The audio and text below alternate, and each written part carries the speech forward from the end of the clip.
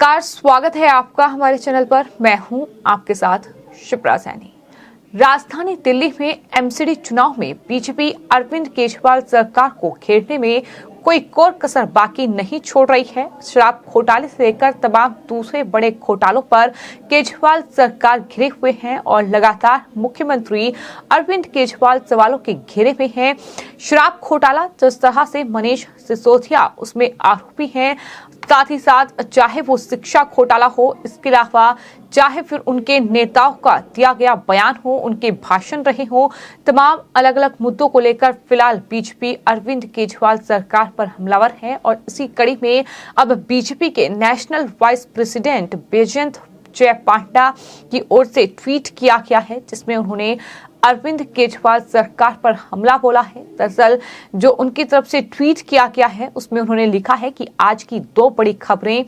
पहली जो खबर का जिक्र किया गया है वो ये कि दिसंबर में शराब की 200 नई दुकानें राजधानी दिल्ली में केजरीवाल सरकार खोलेगी। और वहीं दूसरी खबर में आम आदमी पार्टी को टैग करते हुए उनकी तरफ से लिखा गया है कि नेताओं ने घोटालों के लिए नई शराब आबकारी नीति बनाई थी। केजरीवाल जी, आपको यमुना में डुबकी नहीं लगवा पाए, लेकिन शराब और भ्रष्टाचार की गंगा में डुबकी की पूरी तैयारी है। ये दिल्ली की जनता को उनकी तरफ से कहा गया है, क्योंकि अरविंद केजरीवाल लगातार इस बात को कहते आए हैं कि दरअसल यमुना की सफाई करेंगे, वो यमुना को इतना साफ सुथरा बना देंगे कि तमाम दिल्ली के वासी जो हैं वो दरअसल यमुना किनारे जाकर आप पिकनिक मना पाएंगे। सिर्फ इतना ही नहीं, केजरीवाल की ओर से यहाँ तक कहा गया है कि वो तमाम दिल्ली वासियों के साथ जाकर यमुना में डुबकी लगाएंगे, लेकिन अभी तक वो नहीं हो पाया है। लेकिन हाँ, इतना जरूर है कि जिस तरह से भ्रष्टाचार और साथ ही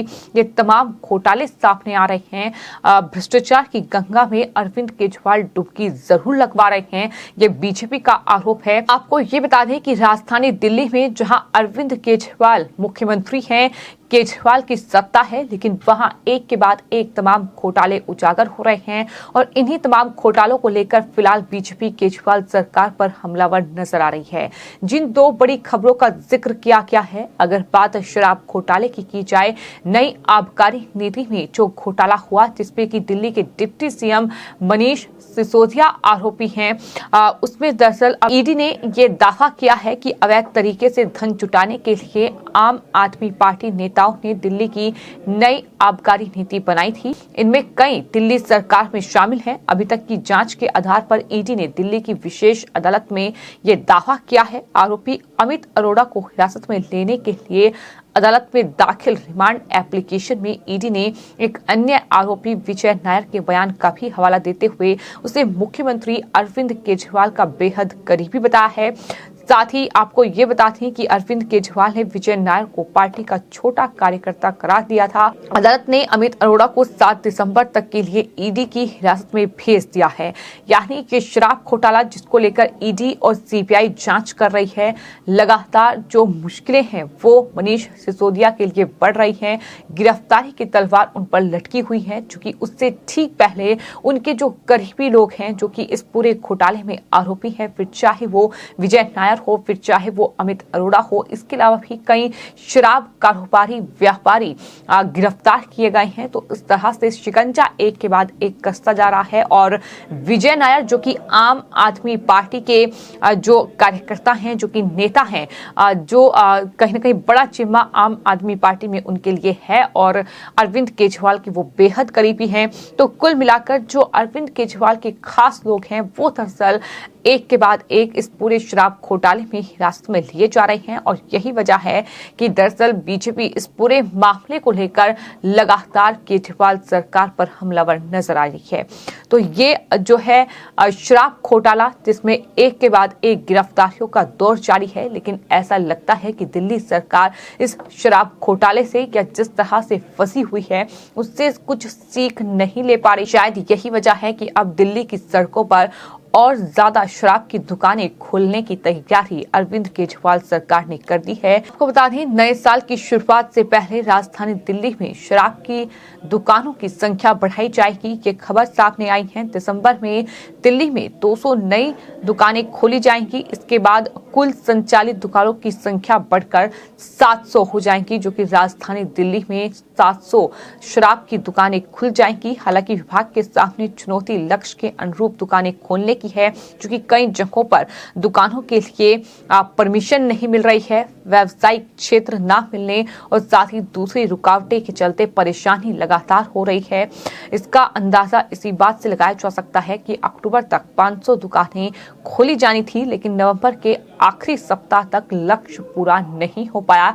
लेकिन अब तमाम जो अधिकारी हैं उनका ये कहना है कि ये लक्ष्य पूरा होगा दिसंबर तक और नए साल पर 700 शराब की दुकानें राजधानी दिल्ली में खुलेंगी। तो कुल मिलाकर शराब घोटाले को लेकर एक तरफ केजरीवाल सरकार फंसी हुई है, लेकिन वहीं अगर ग्राउंड पर रियलिटी चेक की बात की जाए तो लगातार लोग इस बात की शिकायत कर रहे हैं कि दरअसल शराब नीति जो बनाई गई थी उसने कहीं ना कहीं लोगों को बेकार कर दिया है, कहीं ना कहीं लोगों के घरों को नुकसान पहुंचाया है। युवाओं को खासतौर पर जिस तरह से शराब में धकेला गया है, जिस तरह से नशे का सेवन वो कर रहे हैं, उससे काफी नुकसान तमाम परिवारों को हो रहा है। तो कहीं ना कहीं परिवारों को खराब किया है, लोगों की जान ले रहे हैं अरविंद केजरीवाल।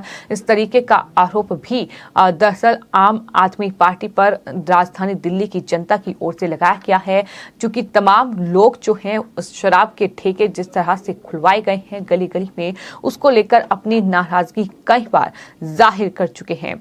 आपको ये बता दें कि दिल्ली सरकार के 4 उपक्रम दिल्ली पर्यटन एवं परिवहन विकास निगम, साथ ही DSIIDC, DCDWS और साथ ही DSEAC की दुकानें खोलने का काम दिया गया है। अक्टूबर तक 500 दुकानें खोलने का लक्ष्य समय सीमा के अंदर पूरा नहीं हुआ है, लेकिन अब सूत्रों का ये कहना है कि कई स्तर पर व्यवहारिक दिक्कतें आ रही हैं, जैसे एयरपोर्ट क्षेत्र में शराब की नई दुकानों के लिए जगह नहीं मिल पा रही है, जगह नहीं मिल रही है। इसके चलते जाहिर तौर पर परेशानी दिल्ली सरकार को हो रही है। तो कुल मिलाकर ये पूरा मामला जिसमें दिल्ली सरकार यानी केजरीवाल सरकार घिरी हुई है और राजधानी दिल्ली में हम लगातार देख रहे हैं कि बीजेपी और खासतौर पर आम आदमी पार्टी के बीच आरोप प्रत्यारोप का दौर जारी है, क्योंकि एक दूसरे को घेरने में कोई कोई कसर बाकी नहीं छोड़ी जा रही है। एमसीडी का चुनाव है, बेहद राजधानी दिल्ली में ये बेहद महत्वपूर्ण चुनाव है, जहां पिछले 15 सालों से एमसीडी में बीजेपी सत्ता में है, लेकिन आम आदमी पार्टी इस बार एमसीडी चुनाव जीतने के लिए पुरजोर कोशिश कर रही है। लेकिन वहीं बीजेपी तमाम शराब घोटाले से लेकर तमाम अलग अलग जो घोटाले हैं उसको लेकर केजरीवाल सरकार को घेर रही है, और शायद यही वजह है कि इस तरह से जो ट्वीट है वो एक के बाद एक बीजेपी के तमाम नेताओं की ओर से किए जा रहे हैं, जिसमें नई आबकारी नीति में जो घोटाला हुआ है और उसके बाद ईडी जो जांच पड़ताल कर रही है। ईडी ने कोर्ट में जो दावा किया है कि दरअसल अवैध तरीके से धन इकट्ठा करने के लिए ही आम आदमी पार्टी के नेताओं ने ये आबकारी नीति बनवाई थी, ये बड़ा दावा ईडी की ओर से किया गया है।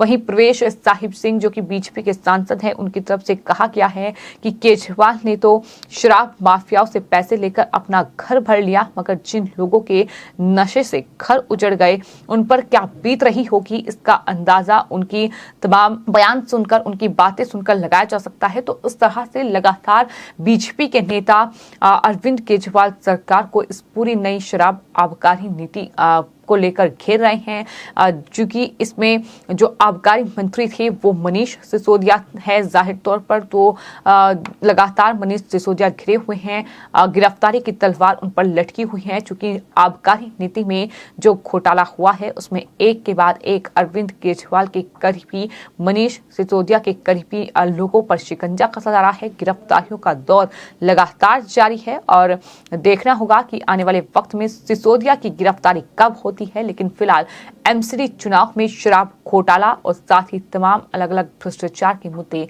गरमाए हुए हैं, जिस पर बीजेपी आम आदमी पार्टी को घेरने में कोई और कसर बाकी नहीं छोड़ रही है। फिलहाल आपकी इस पूरे मामले पर क्या राय है, कमेंट बॉक्स में जरूर लिखें और चैनल को सब्सक्राइब करें। धन्यवाद।